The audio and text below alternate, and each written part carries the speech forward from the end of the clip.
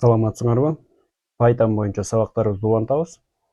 Бүгүнкү сабакта программалоонун эң негизги фундаменти пайдалуу болгон өзгөрмөлөр деген түшүнүк менен түшүнөбүз жана ошол өзгөрмөлөрдү Python'да кантип колдонобуз ошондон баштамакчыбыз. Эсиңерде болсо, Python test деген папка түзгөнбүз. Ичиндеги файлдардын баардыгын өчүрүп салдым. Азыр ушул папканын ичинде өзүбүздүн биринчи программабызды жазабыз. Экранда көрүп турган Python test деген папканы алабыз дагы PyCharm'дын иконкасынын үстүнө алып келип таштайбыз.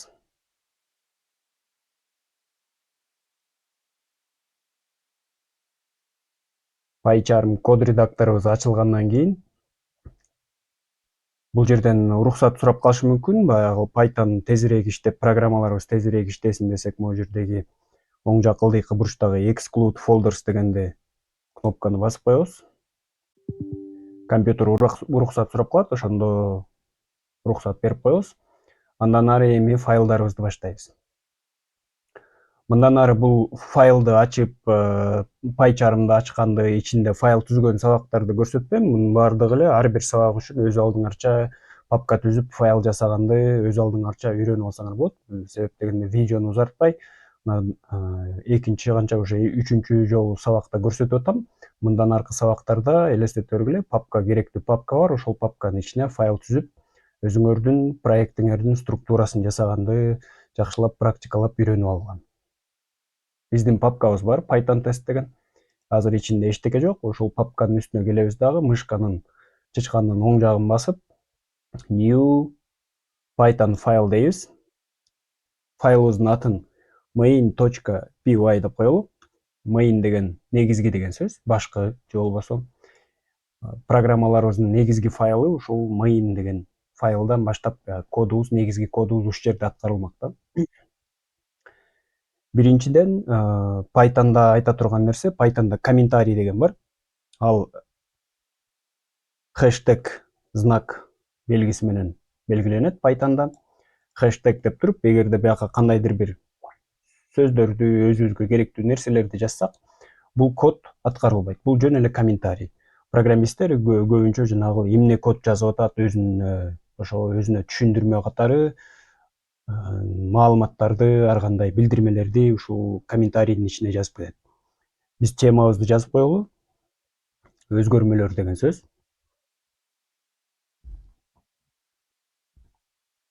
Өзгөрмөлөр англисчеси variable деп коет, орусчасы переменный деп айтылат. Программалоодо. Өзгөрмө деген эмне? Программа негизи кандай гана компьютердик программа болбосун, ал телефондо иштейби, компьютерде иштейби, ноутбукта иштейби, планшетте иштейби, кайсы жерде иштебесин, программабыз иштеп баштаганда компьютердин жанагы эси барго, память деп коебуз. Ошол жерге жүктөлөт да. Процессор, баягы операциондук системалар ошондой түзүлгөн. Баягы программа иштетилиш үчүн биринчи ошол операциондук системадагы компьютерибиздагы оперативный память же болбосо баягы кыска мөөнөттүү память эси, компьютердин эсине жүктөлөт. Программаларыбыз иштегенде эмне кызмат аткарат? Кандайдыр бир маалыматты иштеп чыгат, Мисалы үчүн сүрөттөрдү жасап, бир нерсе кылабыз, текст жазабыз, музыка угабыз, же дагы башка видео көрөбүз, же кандайдыр бир башка компьютерде кызмат аткара турган кандайдыр бир маалыматты иштеп чыгат.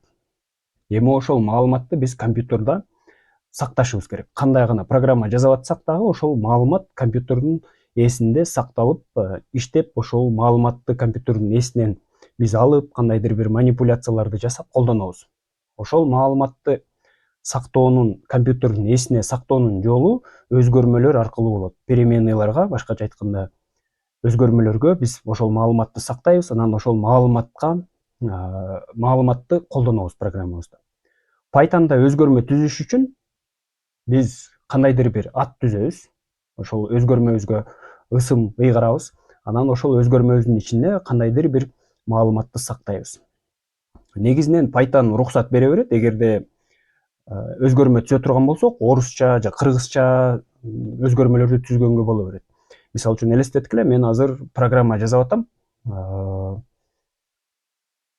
Кандайдыр бир, Mbank жана электронный кошелек сыяктуу бир приложение жасап жатсам, менин программамды колдонгон адамдын ысымын, аты жөнүн сакташым керек. Аны программамдан кийинчерээк колдоном да. Мисалы үчүн экранга чыгарышым мүмкүн, же дагы башка бир нерсе, кандайдыр бир операцияларга колдонуп калышым мүмкүн. Ошондо колдонуучумдун атын өзгөрмөгө сакташ үчүн биз ошол өзгөрмө эмне сактап жатабыз, ошого ат ысым ыйгарабыз. Өзгөрмөбүздүн ысымын жазабыз да, атын.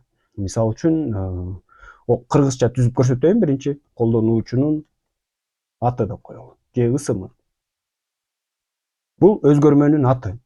Анан эми ушул өзгөрмөгө маанини сакташ үчүн биз барабар белгисин колдонобуз. Математикада барабар деген болот. Программалоодо болсо барабар дегенди билдирбейт. Бул ыйгаруу деген оператор, присвоение. Оператор присвоение деп коет, ыйгарабыз. Кандайдыр бир маанини ушул өзгөрмөнүн переменныйдын ичине ыйгарып сактайбыз. Эми мен эмнени сактап атам? Колдонуучунун ысымы эмне, кандай маалымат? Санбы, текстпи, же музыкабы, же кандайдыр бир башка бир нерсеби? Маалыматты талдап көрсөк, колдонуучубуздун аты, мисалы үчүн биздин программаны колдонуп аткан адамдын аты, бул жөн эле текст түрүндөгү маалымат. Эгерде текст түрүндөгү маалыматты өзгөрмөгө сактай турган болсок, анда биз тырмакча белгисин колдонобуз. Тырмакчалар мындай 2ден двойной деп коет, экилик тырмакчалар болушу мүмкүн, же болбосо жана апостроф белги менен жалгыздап бирден болгон тырмакчаларды колдонобуз. Тырмакча ачылат, тырмакча жабылат, ичинде биздин маалымат сакталат. Python'да көбүнчө учурда двойной 2ден турган тырмакча ачылып жабылат. Анан ичине биз каалаган ошол маалыматыбызды жазабыз. Жанагы айттым, колдонуучубуздун аты, ысымы текст түрүндө болгондуктан текст түрдөгү маалыматты тырмакчанын ичинде жазабыз. Мисалы үчүн Аскар деп коелу. Биздин колдонуучубуздун аты. Мынакей переменныйды түздүк. Эгерде эми экранга ушул колдонуучубуздун атын чыгара турган болсок, анда print деген экранга чыгаруу функциябызды чакырабыз. Эми өзгөрмөбүздүн атын жазып койсок болот. Өзгөрмөнүн аты колдонуучунун ысымы деген жаздык, print функциясынын ичине колдонуучунун ысымы деген өзгөрмөнүн атын жазып койдук. Эми кодубузду иштете турган болсок, экрандан биз Аскар деген маалыматты көрөбүз. Ушинтип өзгөрмө түзүп, ичине сактап иштетебиз. Эмне себептен бул жерге printtин ичине Аскар деп деле жазып койсок, экранга чыгат да. Өткөндө Hello World деп экранга чыгарып атпадык беле? Ошол сыяктуу эле Аскар деп жазып койсок деле экранга чыгат. Эч кандай проблема болбойт. Бирок өзгөрмөнүн эмне керектиги бар эле деген суроо пайда болушу мүмкүн. Өзгөрмөнүн жакшы жери бизге деген программабыз иштегенде динамикалуу, ар түрлүү маалымат келет да. Мисалы үчүн азыр колдонуучубуз, мисалы үчүн Аскар деген колдонуучубуз биз жазып аткан программабызга келип колдонуп баштаса, анда биз ошол Аскарга тиешелүү маалыматты чыгарышыбыз керек. Аскардан башка, мисалы үчүн болот келди деп коелу. Болот келсе, болоттун атын чыгарыш керек. Эми ошол болоттун атын биз кол менен жазып отурбайбыз да. Биз программабыз автоматтык түрдө иштеш керек. Кайсы колдонуучу келсе, ошол колдонуучуну биз маалымат базасынан алып, колдонуп, экранга чыгарып, ар кимге тиешелүү маалыматты чыгарышыбыз керек. Ошон үчүн ушундай ситуацияларда өзгөрмөлөр абдан пайдалуу. Себеп дегенде биз бул жерге азыр Аскар деп кол менен жазып койдук, кийинчерээк көрөбүз, бияка динамикалуу, ар түрлүү жана өзгөрө турган маалыматты алганды үйрөнөбүз. Ошол переменныйыбызга же болбосо өзгөрмөбүзгө Аскар келсе, Аскар жөнүндө маалыматты салып коебуз. Болот келсе, болоттун маалыматын салабыз. Айжан келсе, айжандын маалыматын салабыз деген сыяктуу. Бул переменный өзгөрмөлөр динамикалуу, мындай маалыматты оңой колдонгонго жеңилдик болот да. Эми бул жерден print Аскар келсе, кодубузду ача калып Аскар деп жазбайбыз. Биз болгону бул жерден баягы компьютердин эсиндеги сакталып турган, өзгөрмөдө сакталып турган маалыматты гана өзгөрмөнүн атын аркылуу колдонобуз да. Ошондо программабыз динамикалуу, өзгөрө турган маалыматты иштете тургандай мүмкүнчүлүккө ээ болот. Мынакей карап көргүлө. Азыр мисалы үчүн колдонуучубуз Аскар болуп атса, Аскар дедик. Андан ары өзгөрмө түзгөндөн кийин өзгөрмөнү өзгөртө берсек болот да. Мисалы үчүн эми болот келсе, биз өзгөрмөнүн ичиндеги маалыматты болот деп өзгөрттүк. Бирок бул print деген функцияда Аскар деп да жазган жокпуз, болот деп да жазган жокпуз. Өзгөрмөнүн атын эле колдонуп койдук. Эми программабыз болот деп чакырып калат. Экранга болот деп чыгарып калат. Өзүңөр көргөндөй өзгөрмөнү колдонуу баягы ыңгайлуу, маалыматты бир жерге эле сактап коюп, ошол маалыматты баягы өзгөрмөнүн аты аркылуу колдонууга мүмкүнчүлүк берет. Өзгөрмө ушинтип түзүлөт, бирок негизи Python тилинде, негизи эле программалоодо переменный өзгөрмөлөрдүн аттарын, кийинчерээк көрөбүз, функцияларды түзөбүз, ошол функциялардын аттарын англис тилинде колдонулат. Python бизге уруксат бере берет. Кааласак кытайча жазсак болот, кааласак орусча жазсак болот, кааласак англисче жазсак болот, бирок программисттердин эрежеси боюнча биз баягы өзгөрмөнүн аттарын негизи программалоодо колдонуп жаткан сөздөрүбүздү колдон келишинче англисче колдонгонго аракет кылышыбыз керек. Мен азыр силерге баягы кыргызча түшүнүктүү болуш үчүн эле кыргызча жазып койдум. Эми ошол өзгөрмөбүздүн атын баягы эрежелерге, программисттердин эрежелерине ылайык англисче түзсөк кандай болмок? Мисалы үчүн адамдын ысымы деген сөз англис тилинде кандай которулат? Name деп койсок болот, же болбосо американский вариант боюнча айта турган болсок, адамдын ысымын first name деп коет.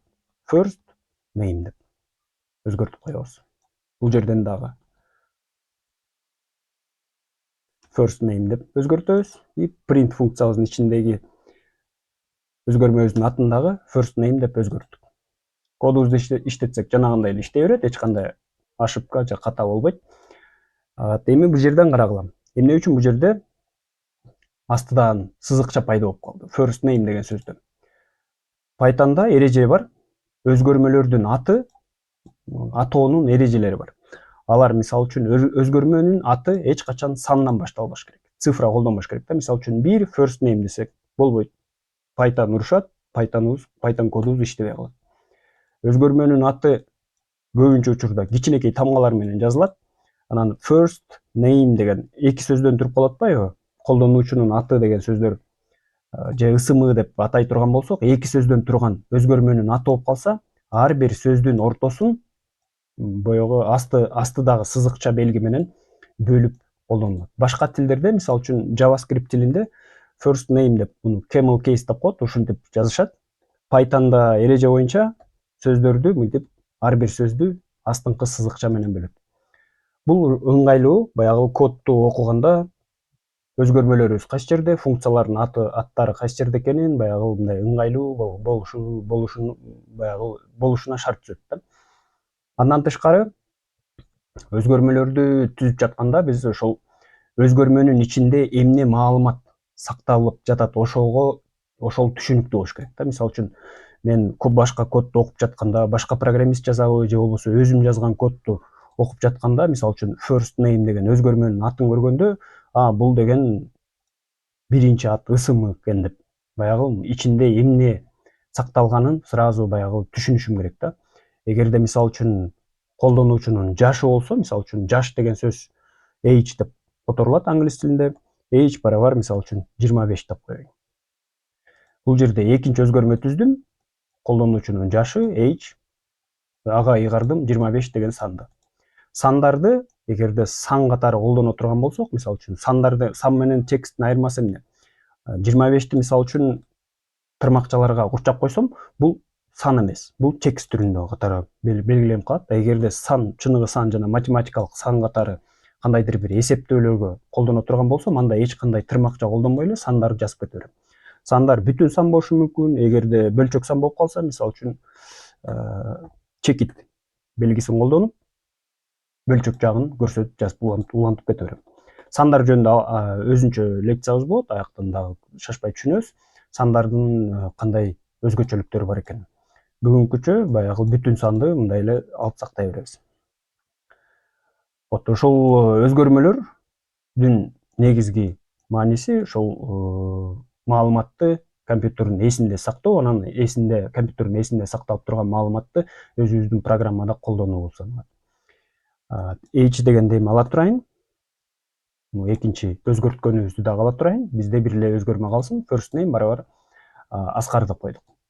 Эгерде переменныйда принтте колдоно турган болсок, биз принтте ар кандай нерселерди жаза берсек болот. Мисалы үчүн Аскар программабызга кирип колдонуп баштаганда, мисалы үчүн Аскар менен учурашкыбыз келип атат. Көп эле жана мобилдик тиркемелерден, телефондордон, сайттардан көрүп каласыңар. Өзүңөрдүн аккаунтуңарга кирсеңер, саламатсызбы деп атыңар менен учурашат. Мисалы үчүн кээ бирде мисалы үчүн ачсаңар, там привет Вася, привет Джон деген сыяктуу кайсы пользователь колдонуучу сайтка кирсе же болбосо тиркемеге кирсе, ошол атын менен учурашып, программа учурашып айтып турат да. Эми ошол эркиндей маалыматты экранга чыгарып көрөлү. Print деген функциянын өзгөчөлүгү, бул print деген функция ар кандай маалыматтарды чыгара берет да. Мисалы үчүн биринчи маалыматыбыз салам деген болсун, бүтүрү кылып коелу.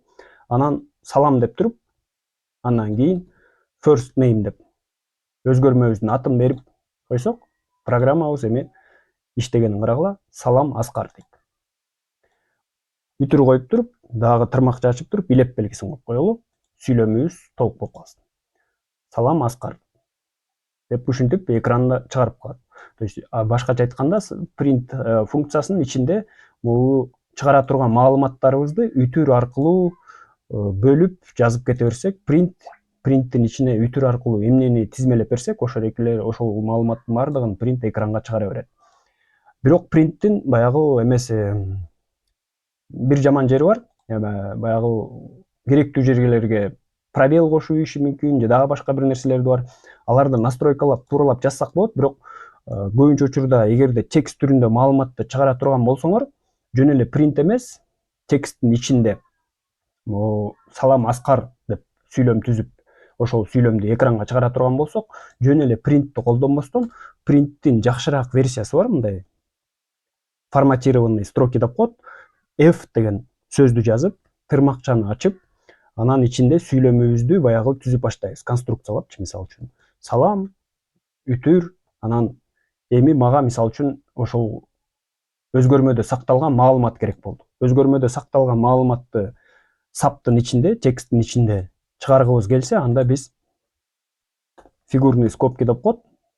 Фигуралуу болгон кашааны ачабыз. Кашаанын ичинде ошол өзгөрмөбүздүн атын жазып коебуз. Эми салам first name болуп калды, анан аягына илеп белгисин кошуп коебуз. Эми кодубузду аткара турган болсок, салам Аскар деп сүйлөм түзүлүп калды.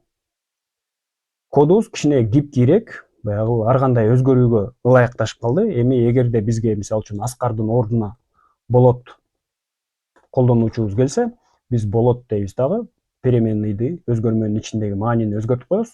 Салам болот деп программабыз башкача иштеп калат. Башка маалымат, керектүү колдонуучуга тиешелүү маалыматты чыгарып калат да. Ушунусу менен өзгөрмөлөр абдан баягы ыңгайлуу десек болот да программалоодо. Бул эң негизги эреже да. Кандай гана программалоо тил болбосун, өзгөрмө бардык программалоо тилдеринде бар. Ушу менен өзгөрмөлөр боюнча түшүнүк алдыңар деп ойлойм. Мындан тышкары сиздерге айтып кое турган нерсе, браузерде IT сызыкча окуу edu check it kg деген сайт бар. Бул сайттын шилтемесин видеонун астында да таштап коем. Ошол сайтка барсаңар, бул мен жасаган сайт, бул жакта ушул биз жазып жаткан, мен экранда жазып жаткан видео курстардын текст түрүндө берилген маалыматтар ушул жакта да бар. Мисалы үчүн бияктан азыр ачсак, Python курсту жаңы кошуп баштадым. Ушул Python курсту мисалы үчүн ачып көрсөк болот. Python курсту ачабыз, ичинде YouTube'дагы видеолорду көрөсүңөр, ошол видеолорго кошумча тексттик түрдө берилген маалыматтар бар. Анан бүгүнкү сабагыбызды ача турган болсок, мисалы үчүн 6-чы Python өзгөрмөлөр деген сабакты ачсак, бул жакта текст түрүндө кошумчалар болот. Биринчи азыр видео чыккандан кийин бул жерге видеосу чыгат, анан тексттик түшүндүрмөлөр, коддун мисалдары, анан сабактын ылдый жагында сабактын практикалык тапшырмалары деген бар. Ушул бүгүнкү теманы бышыктап, баягы эсиңерге жакшы сактап, практика жүзүндө колдонуш үчүн силерден сураныч, бул таанытма деп коет экен, визитный карточка деген бар го. Кагаз жүзүндө колдонуп жүрөбүз го, адамдын атын, кайсы жерде иштейт, адреси жана башка маалыматты баягы кагаз жүзүндө жасайбыз. Кагаз жүзүндө колдонобуз. Ошол визитный карточканы только баягы электрондук түрүндө жасап көргүлө. Программаңар бул жерде эрежелери кандай болуш керек жазылган, анан программа кандай иштеш керек көрсөтүлгөн. Мисалы үчүн консолдо программа мындай таанытма деп өзү программанын аты чыгыш керек, анан аты деген жерде ошол өзгөрмөдө сакталган колдонуучубуздун аты, фамилиясы, бул жерде мен катараак жазып коюп турмун, аты деген жерге фамилиясын, фамилияга наоборот атын жазып коюп турмун да, ушул жерди тууралап оңдоп, электрондук почта деген жерге электрондук почтасын, жашы болсо жашын ушундай форматта чыгарганга аракет кылып көргүлө. Вот ушул тапшырмаларды аткарып, бул экрандагы сыяктуу өзүңөрдүн кодуңар ушундай результатка жетсе, демек кодду сабакта түшүндүңөр, өзүңөр дагы аракет кылып көрдүңөр, балким бул программа дагы кошумча маалымат чыгарып көрөсүңөр, баягы программалоодо код жазып, өзүңөр кандайдыр бир фантазия, бир практикалык мисалдарды ойлоп таап, кодду өзгөртүп, бир жерин өзгөртүп көрүп, башкача иштегендей кылып аракет кылбасаңар, программалоону үйрөнүш аябай оор болот да. Ошондуктан сөзсүз түрдө сабактарыбыз башталганда мен ушул сабактарга тапшырмаларды берем, ушул тапшырмаларды аткарып аракет кылып көргүлө. Сабак бүткөндөн кийин бул жакта мен ошол программаны мен кантип жасаганым туура вариантын астына да чыгарып коем, анан кийин чирек шашпай көрөсүңөр. Ошол достор, бүгүнкү сабагыбыз анда эмес ушу менен аяктады. Видео жакса лайктан басып, подписка кылып, катталганды унутпагыла. Видео менен бөлүшкөндү унутпагыла. Сабактын видеонун астындагы шилтеме аркылуу курстун текст түрүндөгү маалыматын окуп, тапшырманы аткарганга аракет кылгыла. Анда эмесе көңүл бурганыңарга чоң рахмат.